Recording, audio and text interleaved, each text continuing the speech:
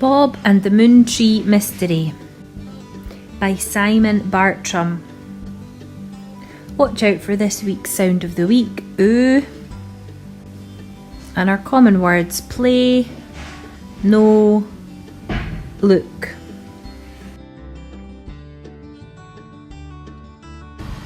It was Friday morning in space. Bob, the man on the moon, and his best ever friend Barry were hard at work giving the dark side of the moon a tip-top tidy up, and that's when they noticed it. A strange, beanie-sized thing glowing near crater 1973.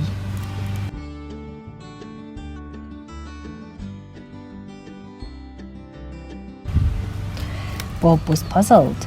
Despite being the world's most brainy moon expert, he had never seen anything like it before. He knelt down to get a closer look.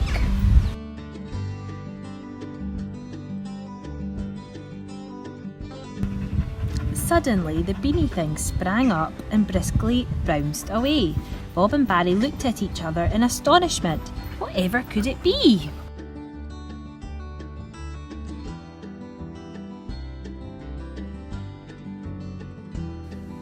Wasting no time, Bob and Barry set off. The chase was on.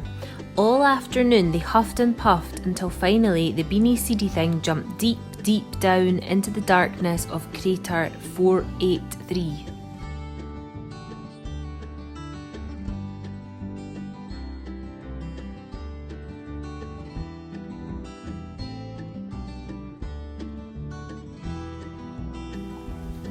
By now it was 6:45 p.m, so Bob and Barry had to blast back home quick sharp or risk missing the big match on TV. Bob wasn't too worried though. After all, what could happen to a beanie seedy thing in just one night?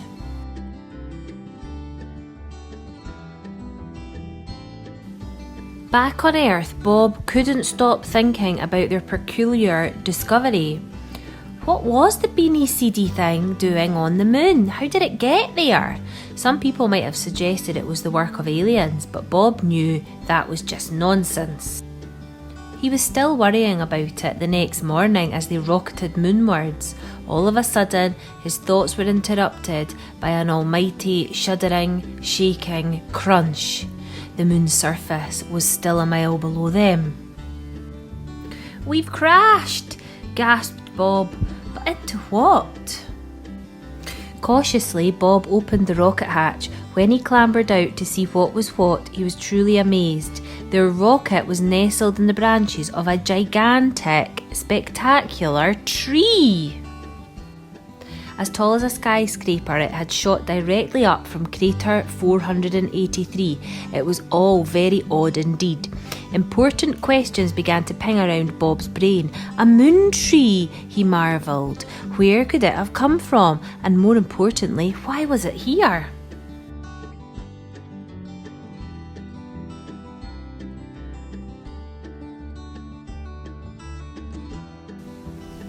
Though still baffled, over the next few days Bob and Barry came to love the Moontree. It was not only breathtakingly beautiful, but tremendous fun too. Bob made a moon buggy tyre swing and built a tree house where they could enjoy a mini Scotch egg and a bone before their lunchtime game of hide and seek amongst the leaves. Word about the Moontree soon got back to Earth, and before long tourists were flocking to see Bob's space chimp impressions and Moontree acrobatics. Then one morning Bob was greeted by another surprise.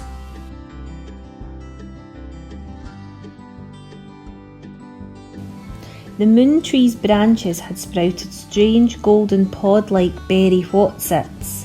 Sparkling between the leaves, they looked mysterious and precious. Bob and Barry gasped at their beauty. He wasn't sure why, but somehow Bob just knew that the golden podberries were terribly important. News of the golden podberries spread quickly. Day after day, more space tourists arrived, astounded at the incredible sight. Many bought souvenirs. Soap on a rope podberries in particular sold like hotcakes, but Bob had to explain again and again that the golden podberries were absolutely not for sale. No way, no how. Neither, of course, was the Moontree itself. Though he still didn't know why it was there, Bob did know that it was his job to protect it, and protect it he would. Each day, Bob cleaned and polished every podberry. Then he would hug the tree trunk as he read somewhere that this was most important. He cordoned off the Moontree with red rope and designed a special hands-off sign. Unfortunately, he missed out on awe, but he was sure that the message was still clear.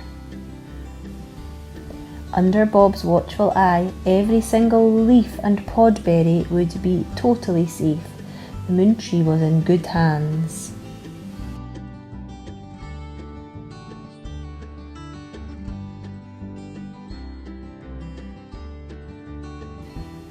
But that night, in the tree house, Bob and Barry were rudely awoken by a noisy rustling sound. Suddenly everything began to shake, slowly at first, then faster and faster, backwards and forwards, and side to side. Bob looked at Barry. "Moonquake!" he bellowed. Completely helpless, they rattled around the room until, with an enormous whoosh, Bob, Barry and the tree house and every last podberry were catapulted away from the Moontree and out into the universe.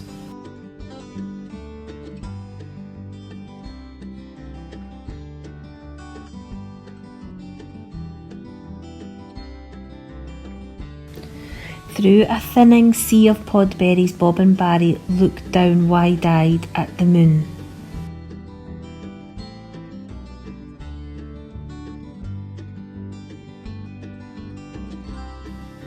A crack had appeared at the base of the Moontree, and as the moonquake continued, the crack grew wider and wider.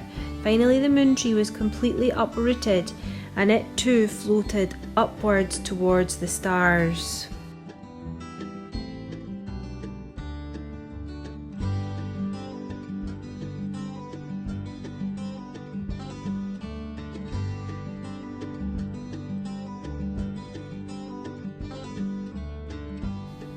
In silence, Bob and Barry watched as it glided gracefully past the tree house and disappeared into the distance. The Moontree was gone.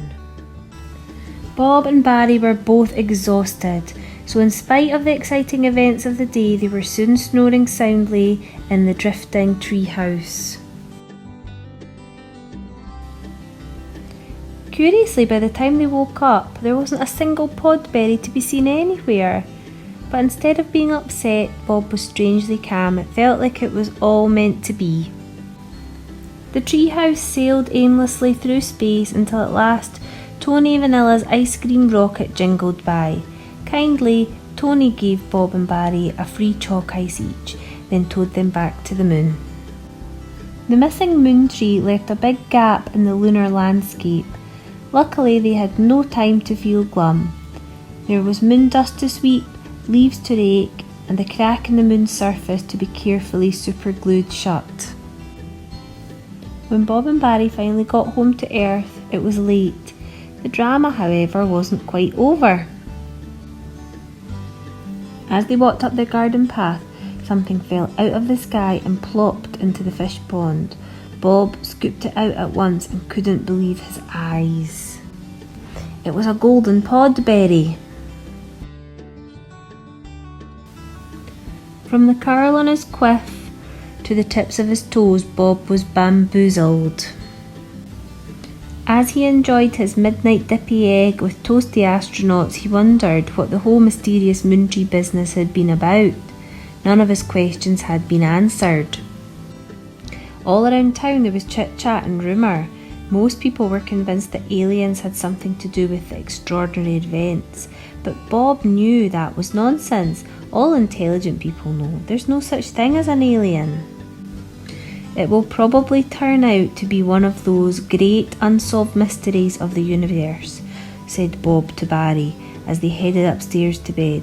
After all, if we can't work out what's going on, who can?